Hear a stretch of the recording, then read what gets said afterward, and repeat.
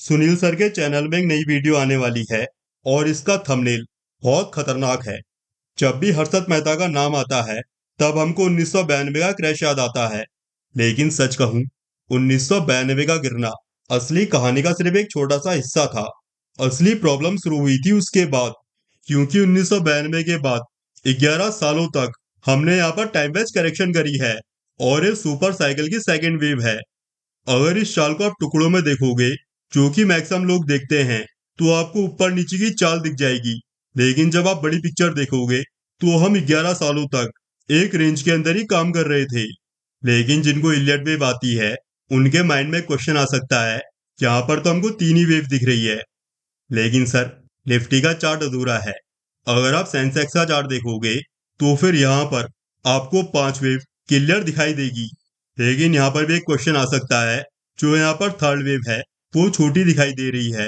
लेकिन जब हमको वेव को मेजर करना होता है तो हम करते हैं प्राइस वाइज, और अगर यहाँ पर प्राइस वाइज आप वेव को मेजर करोगे तो यहाँ पर थर्ड वेव सबसे छोटी वेव नहीं है।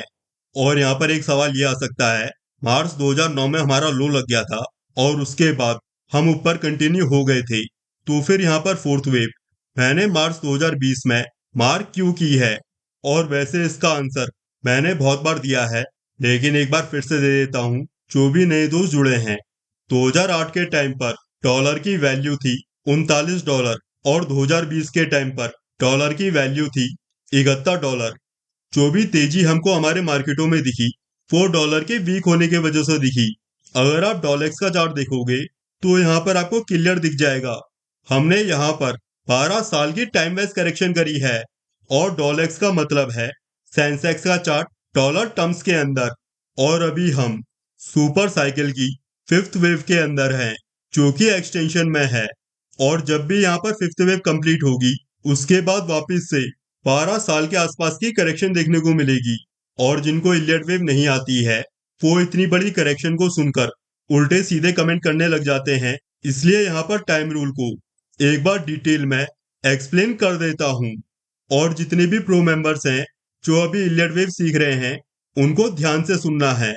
जब भी किसी भी टाइम फ्रेम में 5 वेव कंप्लीट होती है और उसके बाद जब डिग्री की करेक्शन होती है, तब इस डिग्री की करेक्शन का टाइम पता करने के लिए हम देखते हैं जो भी साइकिल के अंदर सेकेंड वेव में और फोर्थ वेव के अंदर जहां पर भी मैक्सिमम टाइम लगा होता है उस टाइम पीरियड को।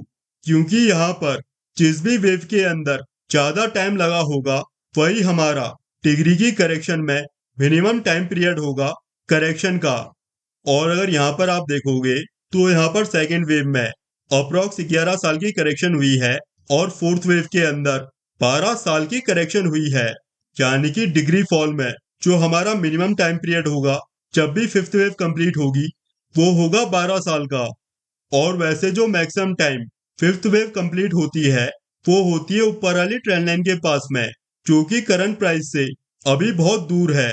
और फिफ्थ वेव कंप्लीट हो गई है, इसकी कंफर्मेशन हमको तब मिलती है जब प्राइस के अंदर 2-4 ट्रेंड लाइन ब्रेक होती है और इसके साथ में पैटर्न कंफर्मेशन होता है। और वैसे सुनील सर ने कुछ दिन पहले एक पोस्ट भी शेयर किया था म्यूचुअल फंड की बाइंग को लेकर, और जो उनकी लास्ट वीडियो थी उसमें भी उन्होंने यही कंसर्न जताया था। अभी लोग अपने कंजम्पशन को रोककर सारे रुपए एसआईपी में लगा रहे हैं। और जब भी फिफ्थ वेव कंप्लीट होती है और लार्जर टाइम फ्रेम की करेक्शन शुरू होती है, वहां पर साइकोलॉजी ये होती है, वहां पर जो रिटेलर्स होते हैं वो ऑल इन हो जाते हैं। इसलिए भी जो वीडियो आएगी उसको आप जरूर देखना, क्योंकि ये 25 सालों का एक्सपीरियंस है।